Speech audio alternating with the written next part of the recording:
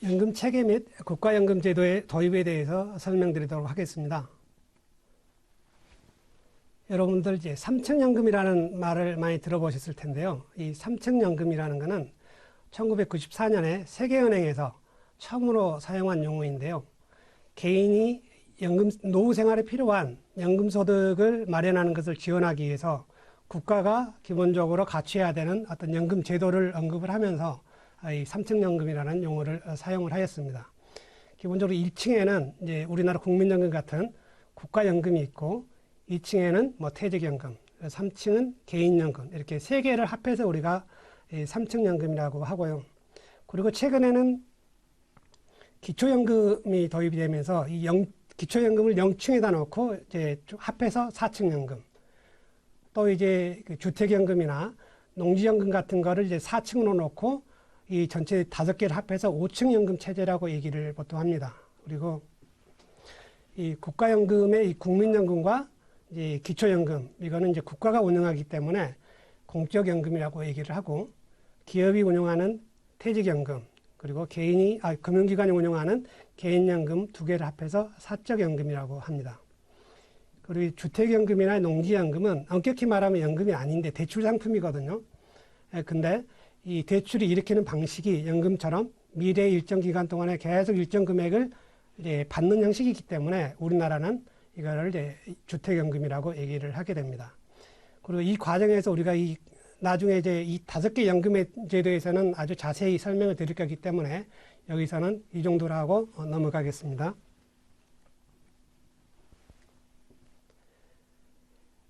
연금 관련 주요 용어인데요. 이 용어는 이제 교재를 보시면 각 필요한 파트에서 설명을 해드렸는데, 근데 처음에 이 연금제도를 공부하기에 앞서서 주요 용어를 이해하는 게 강의에 편할 것 같아서 간략히 제가 설명을 드리도록 하겠습니다.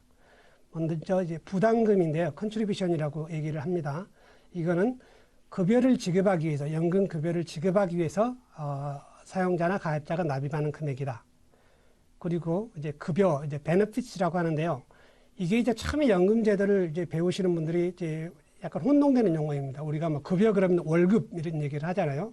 우리가 근데 연금제도에서는 월급은 임금이라는 용어로 통일을 하고, 이 급여는 여기서는 연금을 받을 사람이 나중에 받게 되는 연금이나 일시금 이런 형태를 다 묶어서 우리가 이제 급여라고 얘기를 하게 됩니다.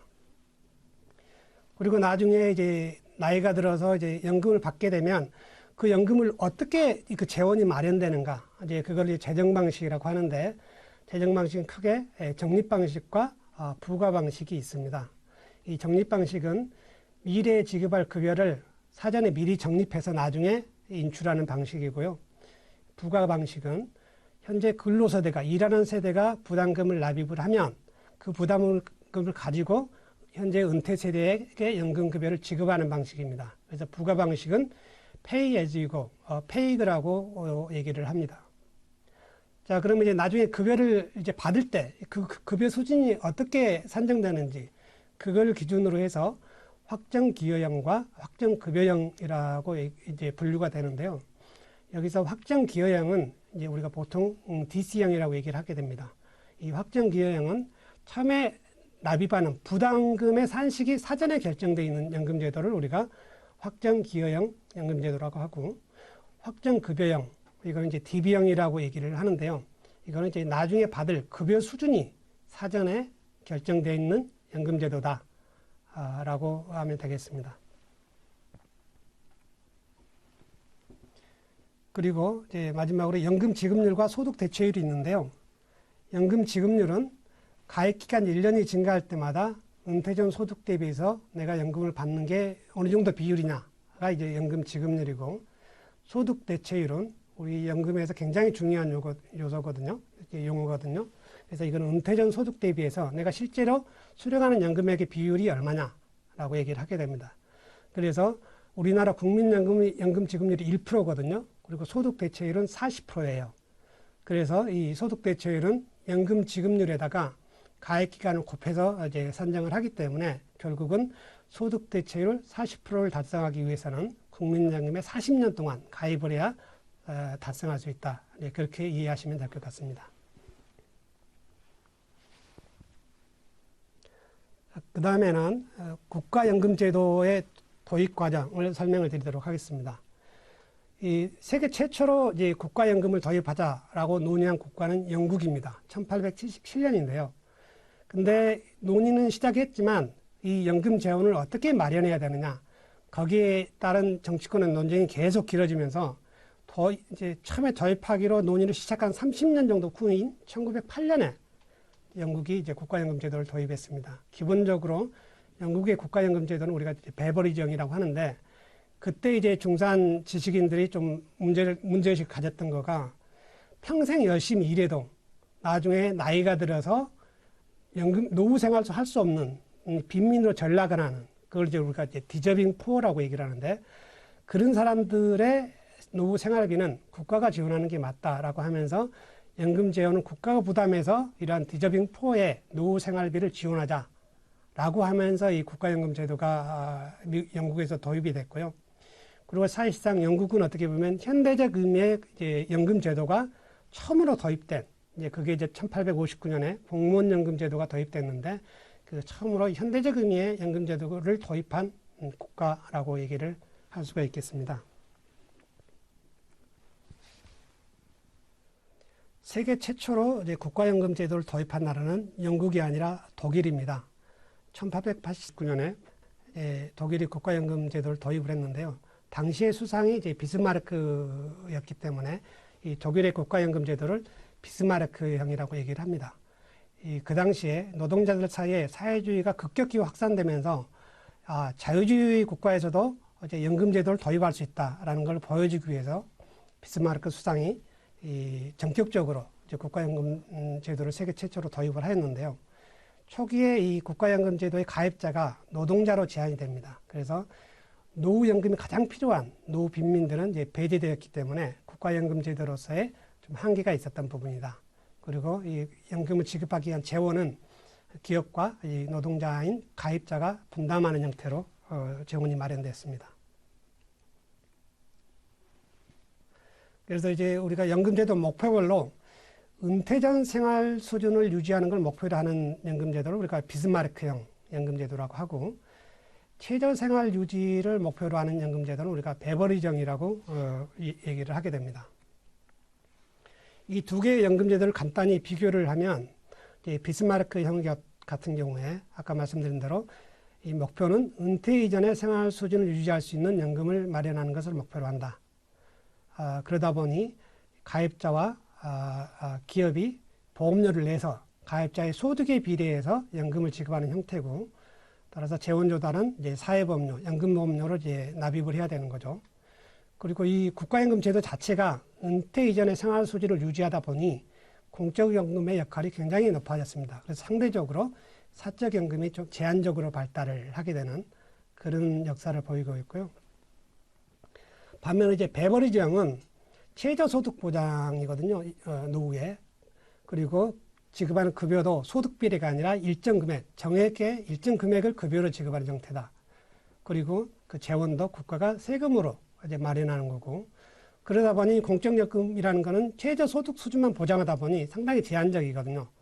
따라서 은퇴 이전 생활 수준을 유지하기 위해서는 결국은 이 베버리지형을 채택하는 국가는 사적연금이 굉장히 발달할 수밖에 없었다. 거의 뭐 공적연금을 대체하는 수준까지 하게 되는데요.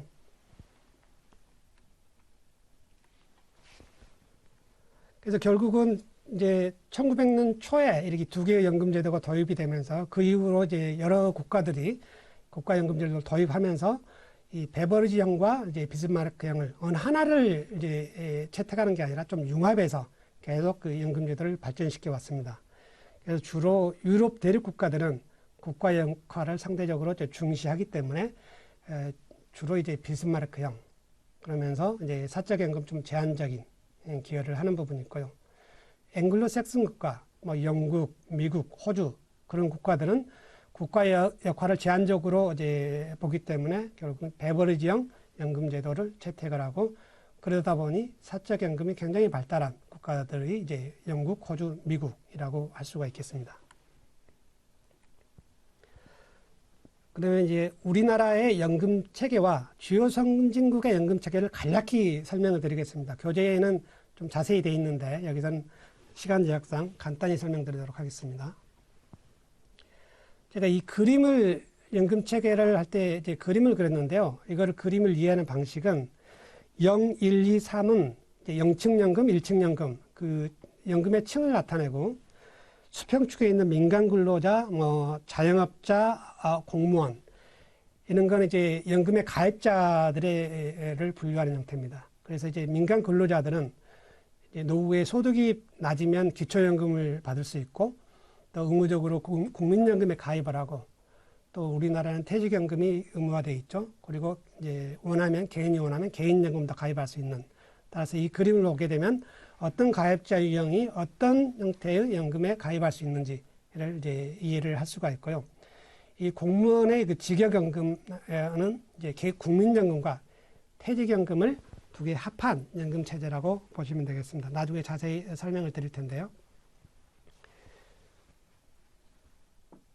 우리나라의 이제 영층연금을 이제 기초연금이라고 얘기를 하는데 원래 2008년에 기초노령연금제도가 도입이 됐습니다. 그래서 2014년에 이제 기초연금 제도로 바뀌었는데 기본적으로 저소득 노령 가구 65세 이상 소득의 70%의 가구에 대해서 생활비를 지원하는 형태입니다. 그리고 이제 국민연금은 1988년에 도입이 됐는데요. 18세 이상, 60세 이상 모든 국민들은 의무 가입을 하게 되는데 뭐 공무원, 군인, 사립학교 교직원 등 직역연금 가입자는 이제 국민연금에 가입을 대상이 아닙니다. 그리고 40년 근무 시 생애 평균 소득의 40%의 연금을 지급하는 걸 목표로 하고 있습니다.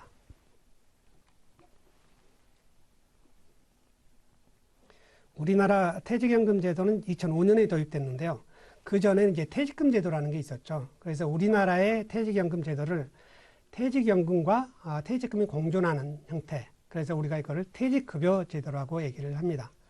그리고 우리나라의 퇴직연금 제도는 이제 크게 DC형, DB형으로 이제 분리가 되는데 기업에 따라서는 DC형과 DB형을 혼합할 수도 있고 여기에 퇴직금 제도까지 혼합해서 도입을 할 수가 있습니다.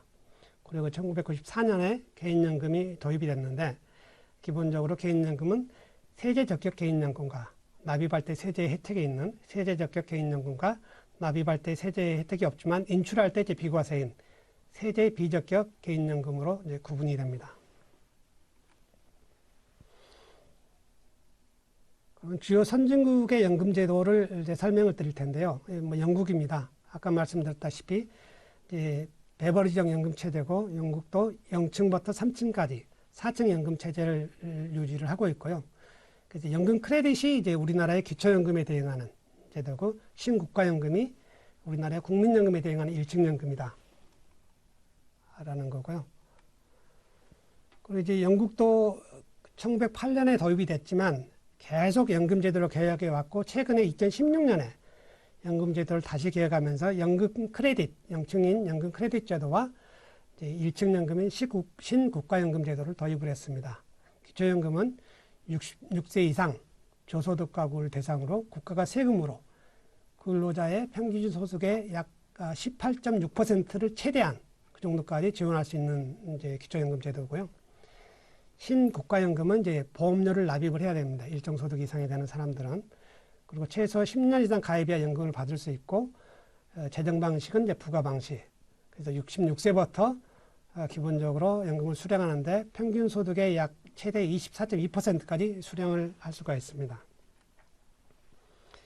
그리고 영국의 기업연금 제도가 이제 2층 연금인 기업연금 제도가 좀 특이한데요. 2008년에 네스트라는 기업연금 제도를 도입을 했는데 이거는 모든 기업의 근로자들이 의무적으로 자동 가입을 시키는 의무퇴직연금 제도인데 그렇지만 근로자가 원하면 탈퇴를 할 수 있기 때문에 약간 준강제적인 기업연금 제도다라고 이제 볼 수가 있고요.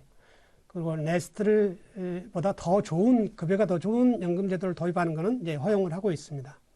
그리고 2021년 2월 달에 CDC라고 해서 집단형 확정기여형 연금 제도를 도입을 했는데 이거는 DC형과 DB형을 이제 결합을 시켜서 이제 기업의 부담을 좀 줄여주면서도 이제 장수 위험을 해지할 수 있도록 약간 혼합형의 연금 제도가 이제 CDC의 연금 제도라고 보시면 될 것 같습니다. 기본적으로 영국의 퇴직연금에서는 은퇴 직전 이제 평균 소득의 약 31%를 연금으로 지급하는 것을 이제 목표로 하고 있습니다. 영국의 개인연금 제도는 뭐 평이한 거니까 그냥 넘어가기로 하고요. 미국도 베버리지형 4층 연금 체제를 유지를 하고 있습니다. 그래서 이제 우리의 1층 연금에 대응하는 게 이제 OASDI라는 사회보장세 걷어서 연금을 이제 재원을 마련해서 연금을 지급하는 제도죠. 그래서 미국의 그 기초연금 제도도 영국처럼 저소득 대상으로 세금으로 지원하는 거고요. 1층 연금인 그 OASDI는 일정 소득 이상의 이제 근로자나 자영업자가 가입을 하고 보험료율은 12.4%, 그리고 소득 대체율은 근로자 평균 소득의 약 35.2%를 연금을 지급하는 것을 목표로 하고 있습니다.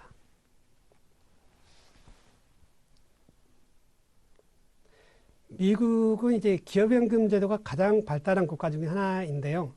근데 우리나라는 이제 기업연금, 즉 퇴직연금이 의무제도이지만 미국은 기업이 자발적으로 선택해서 이제 도입할 수 있는 자발적 제도입니다. 그리고 이제 401K라는 대표적인 기업연금 제도가 있는데, 이건 이제 401K 기업연금 제도를 운영하는 이제 기업에 입사를 하자마자 자동 가입이 되고 근로자가 원하면 탈퇴를 할 수가 있게 됩니다. 그리고 이 미국에서는 뭐 퇴직연금 제도 그러면 401K 제도라고 할 만큼 상당히 대표적인 기업연금 제도라고 볼 수가 있겠습니다. 미국의 개인연금을 우리가 IRA라고 하는데, 일반적으로 트래디셔널 IRA가 우리나라의 IRP와 유사한 개념이고, 이 트래디셔널 IRA와 좀 반대되는 개념인데, 세금을 납입할 때 세금을 세제 혜택을 주지 않고 인출할 때 이제 비과세되는 로스 IRA가 같이 도입되어 있습니다. 그래서 요즘은 이제 미국에서는 이제 트래디셔널 IRA보다는 로스 IRA가 상당히 더 인기가 있는 개인연금 계좌로서 자리매김하고 있습니다. 일본도 0층에서 3층까지 이제 4층 연금 체제를 하고 있는데요.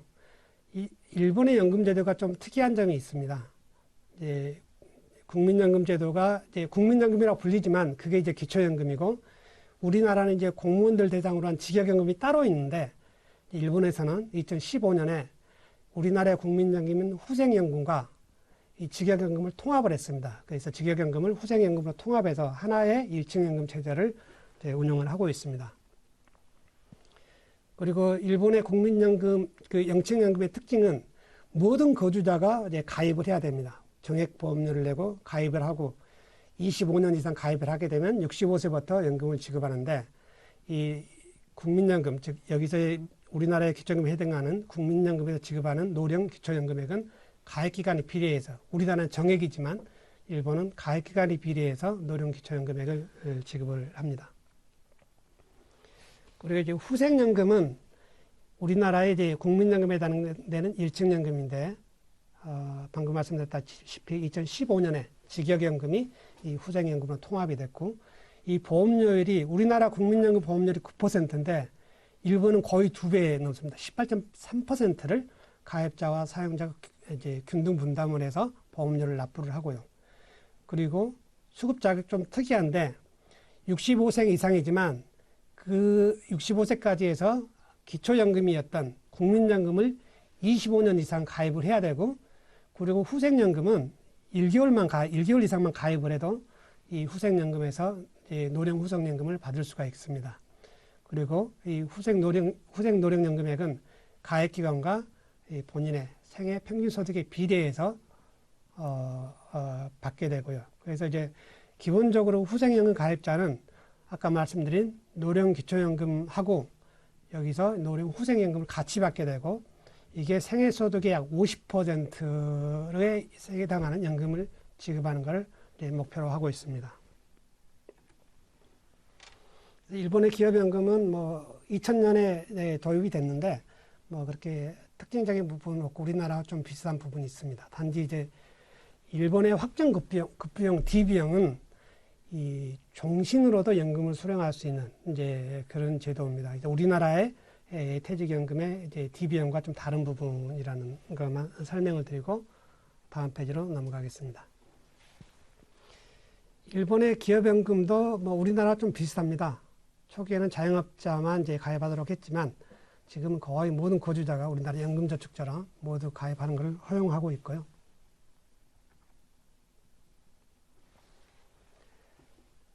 스웨덴의 국가연금 제도가 상당히 좀 우리나라, 그러니까 우리가 지금 한 50년 동안 향후의 인구가 굉장히 급격히 감소할 것으로 전망이 되고 있거든요. 근데 스웨덴의 국가연금 제도를 한번 유심히 좀 연구할 필요가 있습니다. 스웨덴도 이제 1990년에 이제 경제 성장률도 낮아지고 인구 감소가 예상되면서 10년 동안의 사회적인 논의를 거쳐서 99년에 아주 연금제도를 완전히 뜯어 고쳤거든요. 그래서 최저보장연금과 노령연금의 두 축으로 이제 개편을 했는데 여기서의 최저보장연금은 우리나라의 기초연금에 해당되는 영축연금입니다. 국가가 세금으로 이제 연금을 지급하게 되죠.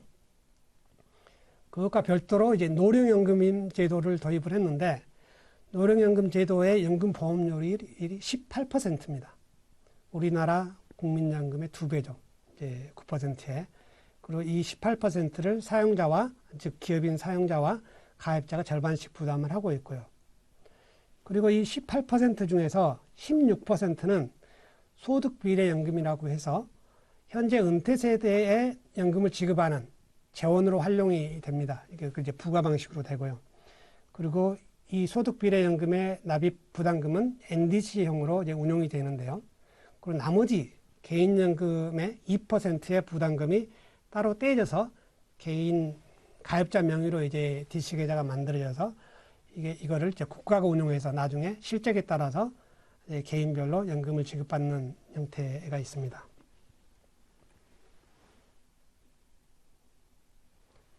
방금 소득비례연금 우리가 이제 NDC라고 얘기했는데 이 NDC라는 개념은 노셔널 DC, 이제 명목 DC형인 이제 국가연금 제도입니다.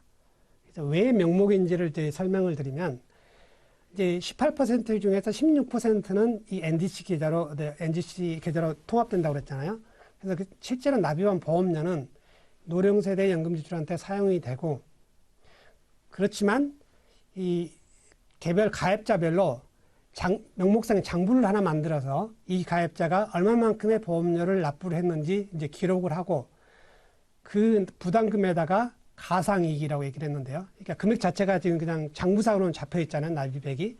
그 납입액에다가 가상이익을 합해서 계속 잔액을 이제 적립이 되게 됩니다. 장부상으로.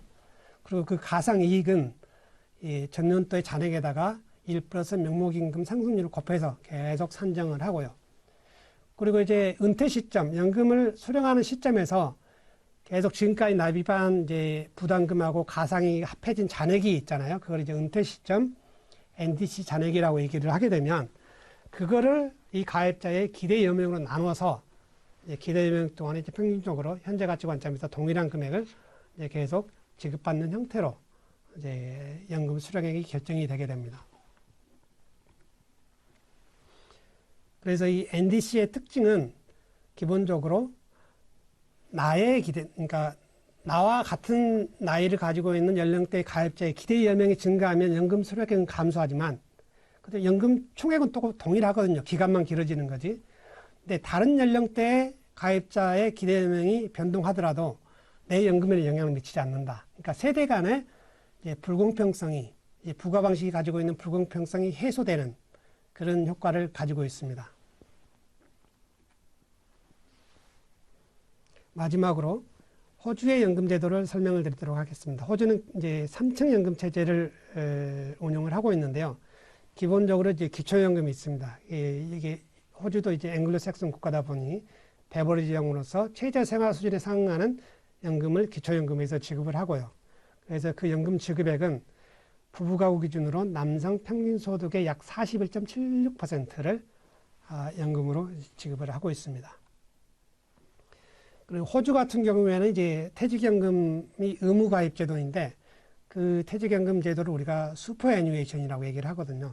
우리나라에서도 이런 제도를 도입하려고 많이 벤치마킹을 했는데 92년에 도입이 됐는데 이 전 세계적으로 연금 전문기관들이 노후 소득 보장 기능이 가장 발전된 퇴직연금 제도를 운영하고 있는 국가다. 그 국가가 호주다라고 얘기를 하고 있고요. 기본적으로 이 슈퍼애뉴에이션은 이제 기업이 사용자가 현재 10%의 부담률, 연금보험료를 내고 2025년까지는 이게 12%로 증가를 합니다. 그래서 기본적으로 이 적립금은 개인이 가입자가 선택해서 이 5개의 기금에 이제 운용을 맡길 수가 있는데 이 기금 중에 특별한 게 이제 자기관리 기금입니다. 이거는 최대 4명까지 가입해서 이제 운용을 하는데 실제로는 1명, 2명이 대부분 이제 자기 거 아니면 자기 가족 것만 이제 모아서 자기들이 운용하는 이제 그게 자기관리금이 있고요. 그리고 호주의 디폴트 옵션 상품 우리가 마이슈퍼라고 얘기를 하는데 이제 우리나라도 이제 올해 디폴트 옵션 상품 도입돼 있죠. 호주도 이제 마이슈퍼라는 디폴트 옵션 상품을 도입을 해서 이제 운용을 하고 있습니다.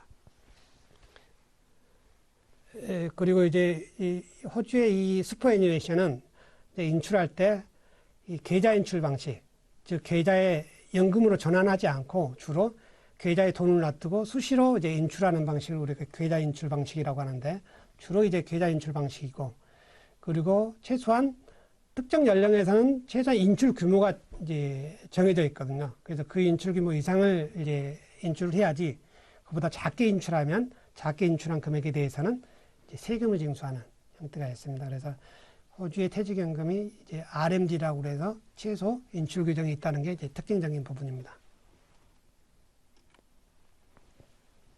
이상입니다.